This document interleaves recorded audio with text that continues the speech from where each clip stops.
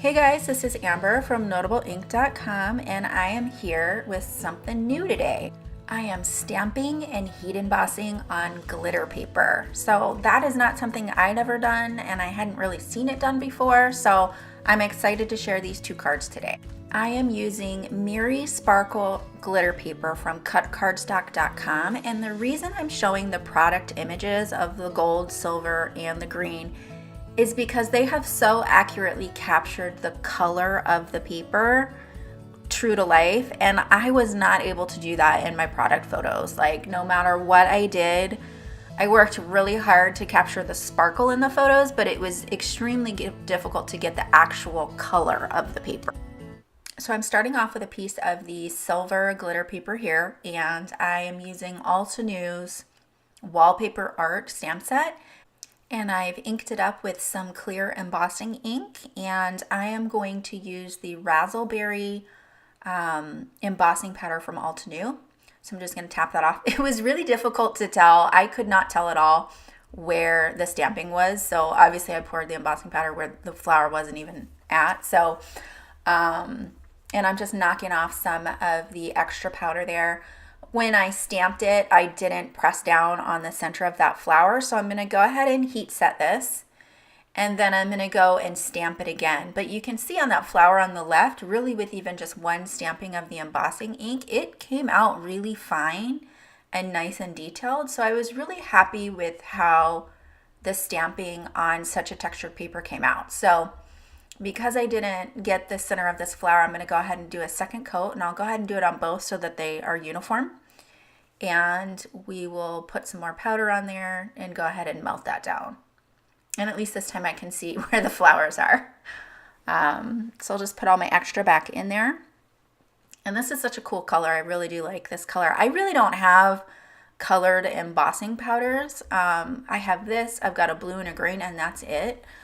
And then I have metallics, but this does make me want to get more colors. So a note about this: preheat your heat tool, make sure it's good and hot, and make sure that you keep moving your heat tool.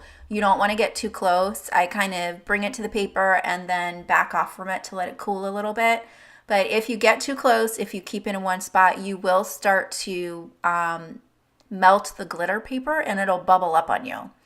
So now I've gone ahead and die cut from green one of the leaf sections, and I'm stamping this in black ink. So this is just, I think this is jet black that I used, and I'm going to go ahead and use clear embossing powder on that. And you can see that the black shows up more like a dark gray. It's not very dark, and when you heat emboss it, it is going to darken up when you go ahead and melt the embossing powder.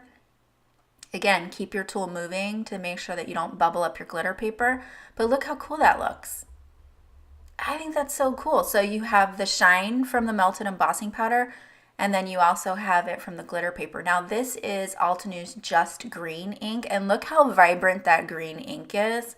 Take a look at what it looks like when I remove this. It's so light. It's totally different, right? I mean, it just is so light, and I think that's because of the reflective properties, maybe, that it doesn't show up nearly as vibrant and as dark as it is. So again, I'm using some clear embossing powder. So we've used colored embossing powder, black ink, we've used a green ink. So I'm just kind of trying different things. I also used that Razzleberry powder on some pink glitter cardstock, and that didn't show up quite as well. The two shades were too close together for it to really show up. So we'll go ahead and melt this down, and this turns into a really pretty color. So once it's melted down, it almost turns into like a sage green kind of color, or I don't know, like a desaturated light green. It's really pretty. I like it a lot. So I was pretty excited with how that turned out. And even though that's a solid stamp, I think that there's enough silver around the edges that it still looks nice and sparkly. So I'm going to do, I want some more filler, so I'm going to do another one of these, again in black ink. And then I'll go ahead and melt that down. And then I'm going to switch over to gold. So I have black ink, And I did try doing some of this with just clear embossing powder, no stamping at all.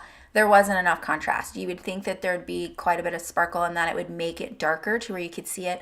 There wasn't enough contrast for me, but certainly you can give that a try and see what you think. Maybe different color papers would react differently.